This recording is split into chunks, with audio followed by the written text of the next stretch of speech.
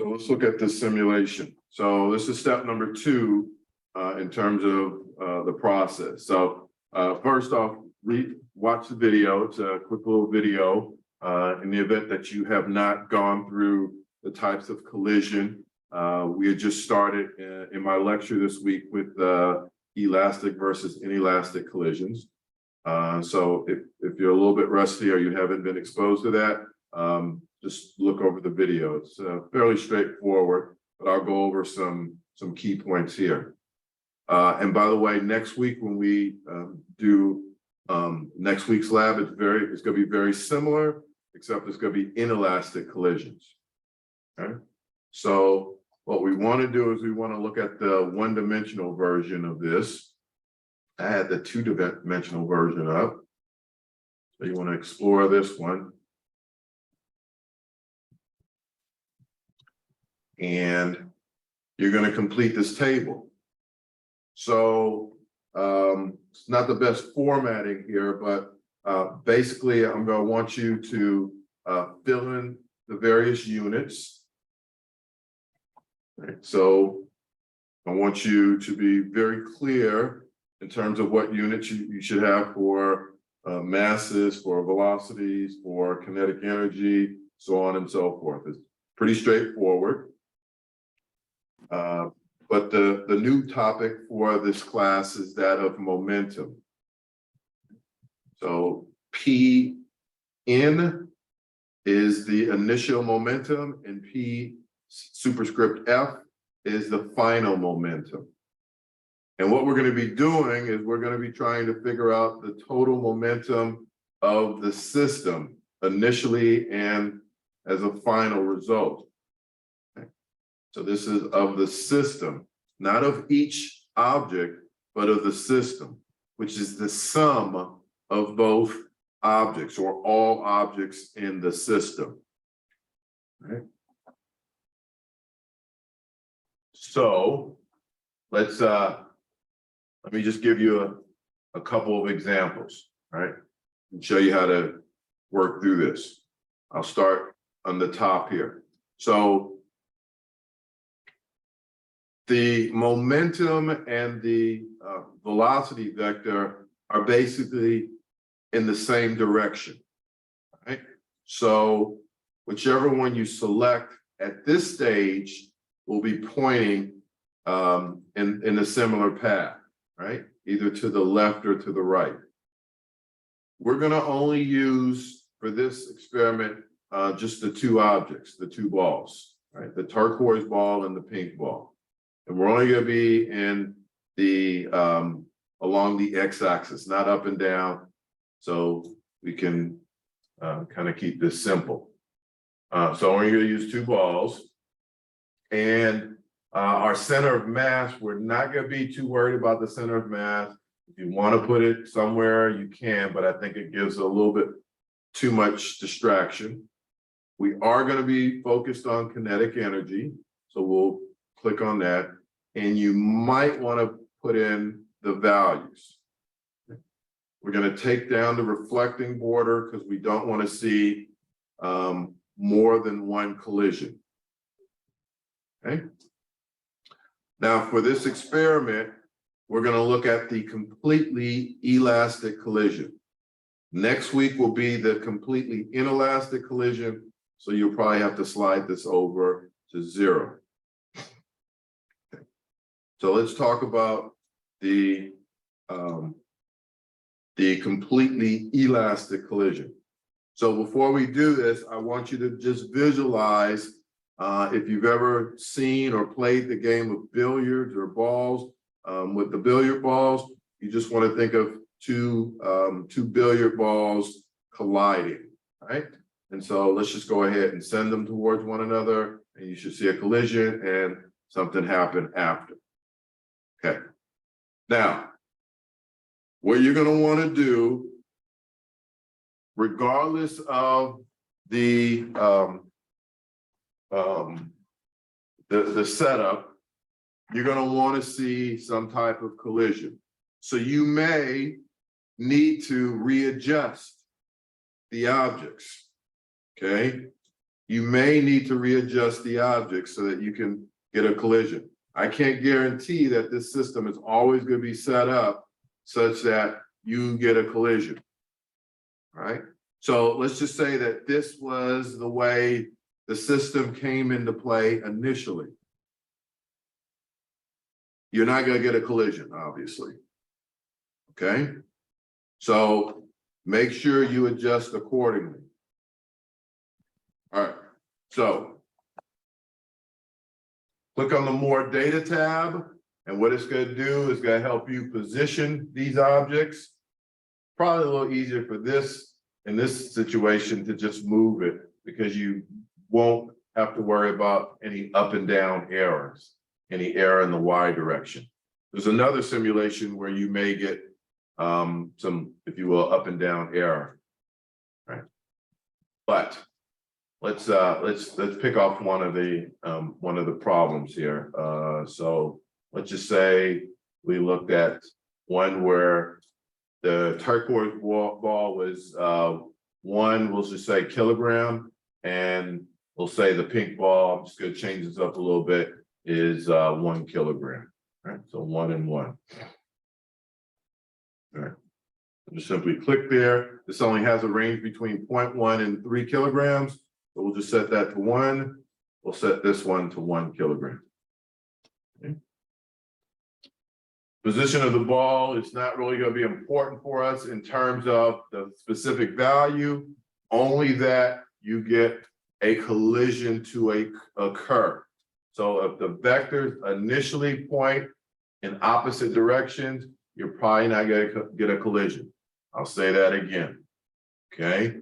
Make sure you position the ball so that you get a collision, okay? All right, so the velocity of the ball in terms of its sign, the SIGN, is going to be really important. So if it has a negative sign, that means the object is moving to the left. Okay. If it has a positive, if it doesn't have a sign, it's understood to be positive, and the object is moving to the right. Momentum has a sign in itself, and momentum, by definition, is mass times velocity. Right? So you just simply multiply these two to get the momentum. Keep in mind the sign. Right? So I'm going to slow this down a little bit, and I'm going to pay attention to a couple things here. I'm going to pay attention to my energy, my kinetic energy. That's the 1/2 mv squared, it's measured in joules. So this is before, and then I'm going to send it. And then now I'm going to pay attention to the kinetic energy after. Okay, I'll let you think about that one. Let's reset it. This time, I'm going to pay attention to the momentum. All right, I'm going to look at the momentum, the total momentum. So if I add these up, negative 1.25 plus a 0.25 gives me a -1, and the units are kilogram meters per second. All right, so in my head, I got -1, right? So the total momentum of the system before. Let's send them. All right, let's look at the after. The total momentum of the system after is still 1. These two just changed in terms of sign and direction. So the pink is telling us that the momentum now is pointing to the left, and the turquoise is now pointing off to the right. But the sum of the momentums are still the same. Okay, and that's what you really want to focus on. This time, we're not going to be focused on the time for this one. If you want to play around, if you want to look at it in 2 dimensions, you can, but there's this element for you making a mistake and getting off the y-axis. So you can send it in this direction and in this direction. And you can send them to one another. You can have them collide, but we're not looking at more than one direction. All right, we're only looking at one direction, that being in the x-axis. When you guys start looking at objects like maybe in biology and chemistry, you'll see collisions that look similar to this. We're trying to make it real simple to begin with. Okay, so this is just something to play around with here. So you want to look at the kinetic energy. You could probably see that the kinetic energy does not change. If you want to take down the border, you can. The balls will just fly off. Right, so you can just kind of play around with what's going on here. But I would stick to the one-dimensional setup. Okay. Now, any questions so far? Okay.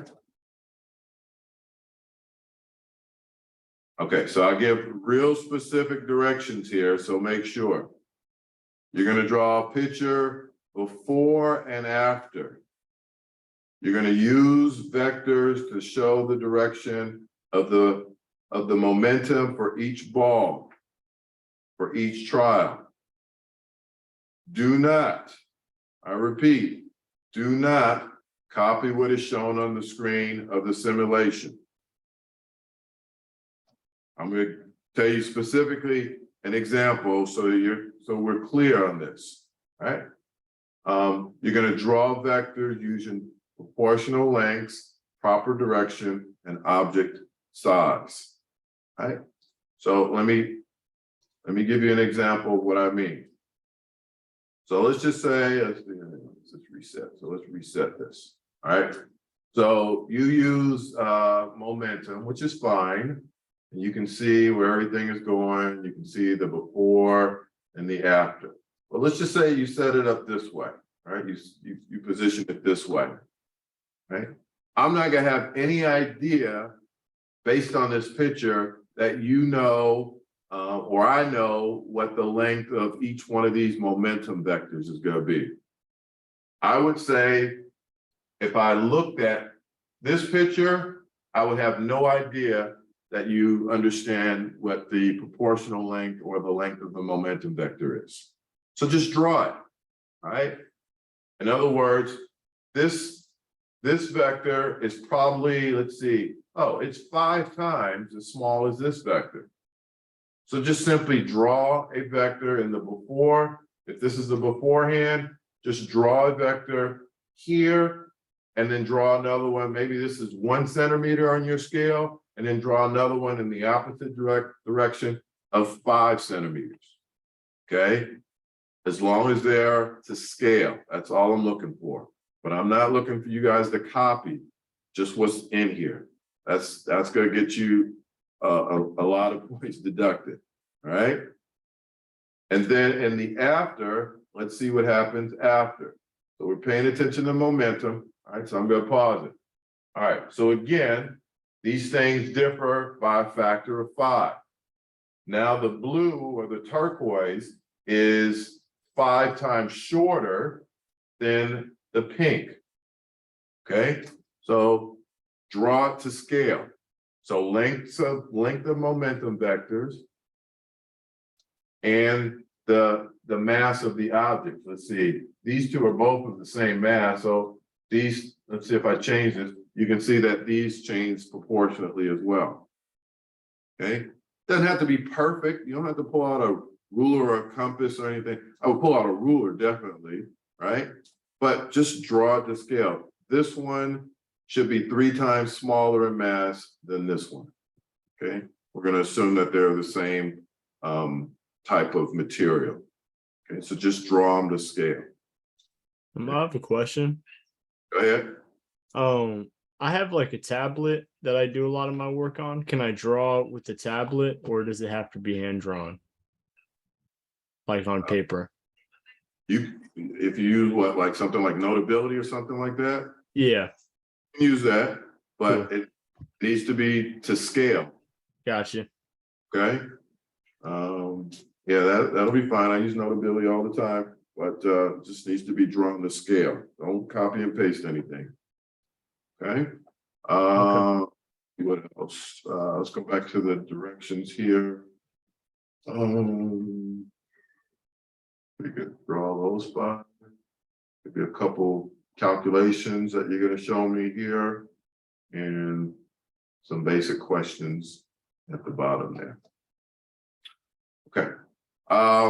Any questions as it pertains to this experiment? Okay. Oh, I have one for the like the vectors of the, I think like the momentum. Are we supposed to draw it from the center of mass? Like in the experiment, it had you starting like the arrow from like the middle of it. Would you like us to draw it from the center? No, you from the center of the object, yeah, not the center of mass. Okay, yeah, the center of the object, my bad. Yep. Let's see what else. Any other questions as it relates to this? I also had a question for the table. All the Okay. stuff that we have to fill in, is that all calculations or is some of it on like the simulation? Some of it's gonna be in the simulation. Another question? Okay. All right, and then the other point is, I'm still trying to think this thing through as far as your groups. I still have some concerns. So stand by. I will have probably may need to reorder in the next week or so, but this week and next week lab are very similar. They're individual assignments. Make sure you give authentic answers. Make sure if I asked you to repeat those answers, you would be able to repeat those answers if called upon. Okay,